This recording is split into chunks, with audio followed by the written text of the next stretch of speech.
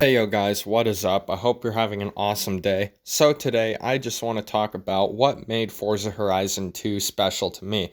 I have 8 key points that I'm going to elaborate on, and also welcome to the first video of 2022. Happy 2022.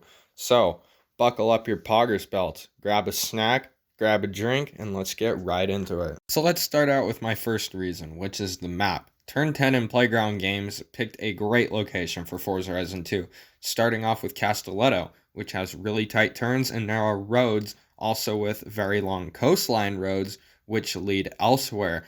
The city, I would say, is mostly modern day, and it seems like a great place to put a casino. There's a really long road that leads into the next city on the right side of the map called Montalino, which is a much smaller town that is really down to earth and has an older feel to it.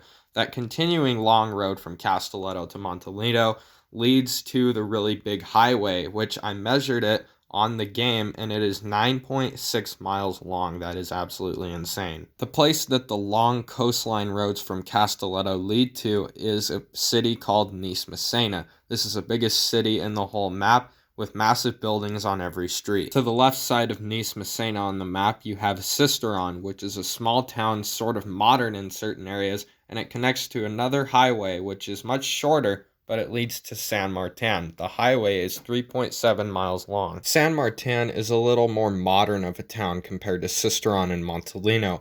It then leads into the last big spot, which is San Giovanni. Now, this town is old, and I mean really old and worn down, but yet there's a Horizon Festival there. Don't ask me why. Now, there are also little areas which are great to play playground games on, such as in between Castelletto and Montalino. There is an industrial area which is modern and has a lot of buildings for storing stuff. There is then the castle area by Montalino, which has several roads that go around and beneath the castle. You then have the golf course over in San Martin, which is modern and looks well taken care of. Then up and to the left of San Martin, you have the airport, which is also modern and is a good place to drag race as well. Then in Sisteron, you have what looks to be an abandoned village area. Finally, down by Castelletto, there is the loading dock, which is my favorite area on the map. That's this gameplay you're seeing right here, as well as my favorite location for playground games. This place is massive with giant shipping containers and water towers and garages. It even has a lighthouse tower type thing. I'm not entirely sure what it is, but I like it. The map also has little dirt roads sprinkled in here and there. Now moving on to the second point I have, which is the overall vibe of the game. Oh my god, did this game accomplish that just perfectly. The Horizon Festival has always been summer themed and always had such a great vibe to it, which makes you just forget about reality and make you seem carefree for a while. This game was always down to earth and calming, and I always know that I'm making some kind of memory when I play it. The nostalgia just rushes through me whenever I play. So now for the third reason, which is the story. So the first thing that happens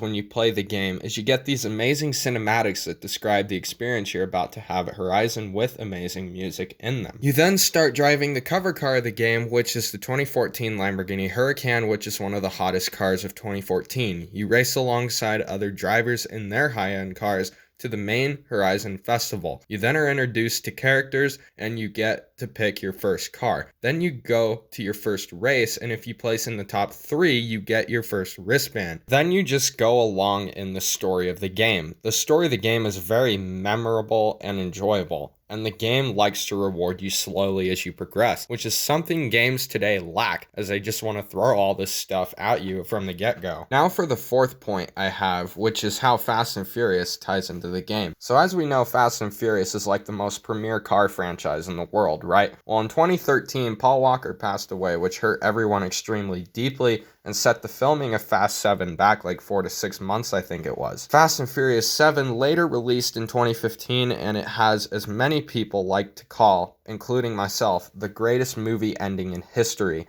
At the time, people thought since Paul Walker died that F7 would be the end of the franchise, and since everybody thought that at the time, We had all the cars from the franchise already showcased to us. So then Forza Horizon 2 came out with the Fast and Furious DLC car packs, and they were awesome. Combine those awesome cars with an already awesome game with those orange filtered sunsets, just like at the end of Furious 7, it goes along unbelievably well. You can like recreate the movie scene with it. Now for my fifth point, which is the music. Oh my god, the music is on point in this game. It could not be more perfect than it is. Listening to truly magical EDM music while cruising with the sun in that game will never be beat. It seems like with whatever music is playing, the game always just blends together perfectly with it. It has the summer theme to it, which goes with the music perfectly. Any way you look at it, you just can't make an argument that the music is bad in this game in any way. Moving on to my sixth point, which is the scenery. The sunsets are beautiful. Like, oh my god, if you thought the original Forza Horizons were good, Forza Horizon 2s are twice as good. They no longer have that blur in them like in the first one,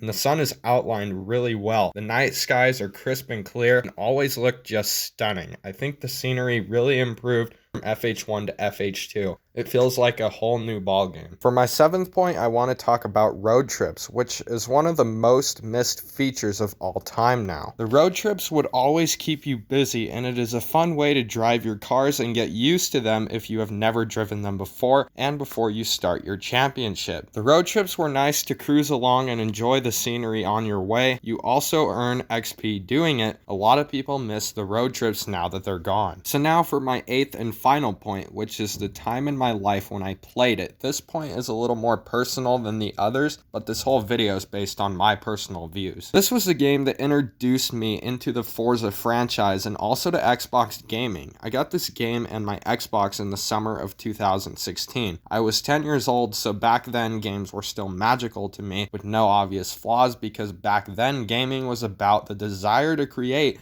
and make memories. Now it's about profit and marketing. I had fun with my childhood games on the Wii, as I like to bring up a lot. So those first few games that I owned on Xbox still were magical until I got older and realized not every game is perfect. Forza Horizon 2 felt truly magical and special at my age, and it was also in the heyday of this game, so that made it even better. I'm glad the game had such an engaging campaign, because I didn't really figure out how online worked until 2018 when Forza Horizon 4 came out. Now I want to move on to the final part of the video, and that is how to play this game in 2022. In order to play this game in 2022, you will need either an Xbox 360, an Xbox One, or an Xbox Series console, which either being S or X. Be warned if you get an Xbox 360 that the game quality will be much lower than the Xbox One version and up. It only runs at 720p 30 FPS and has many map restrictions, and you don't have as much exploring capabilities as on the Xbox One and up. On the Xbox One, it runs at 1080p 30 FPS. On the Xbox Series X console, though, it can be capable of more than that, I'm sure, as it runs really well on mine, probably at 4K 30 FPS, I think, since the Xbox Series X is a 4K console. You can only get this game as a physical copy online now, since it was taken off of the Microsoft Store years ago. I also think that the Xbox Series X allows online to work still, because months ago people were reporting that you could no longer play Forza Horizon 2 online anymore. I tried on my Xbox One and it didn't work. I tried on my Series X and it works now. I don't know if they fixed the online not working on the Xbox One. Maybe it was just my console, but I doubt it since the game is almost 8 years old now. I don't know what the deal is entirely. The online servers work on the Series X and then they don't. Sometimes you have to wait a few minutes for it to get ungrayed out, because that has happened to me. They are very skeptical nowadays, so if you have FH2 and it works online, play it and enjoy it while you can, because they can be gone any day now at this point. This also applies with downloading tunes and getting paint jobs, because sometimes it works and sometimes it doesn't. I'm talking about with a Series X, not with an Xbox One or a 360. I don't know how everything works on those. Last time I tried downloading a tune or getting a paint job on the Xbox One, it couldn't connect to the servers because it is a 7-year-old game. Global leaderboards also won't change. Like the one at the airport, I hit 271 miles an hour on it to beat my best of 268, and it didn't save it. So not all features work, but this should be expected for a 7-year-old game that's going on its 8th birthday. But yeah, guys, that is my video on what made Forza Horizon 2 special to me, and also how to play this game in 2022. So yeah, thank you all so much for watching. Like this video if you enjoyed it. Subscribe if you like this kind of content. Share this channel with your friends if you think they would enjoy this type of content. Join my Discord servers, link in description. And yeah, I will see you all in the next video. Goodbye.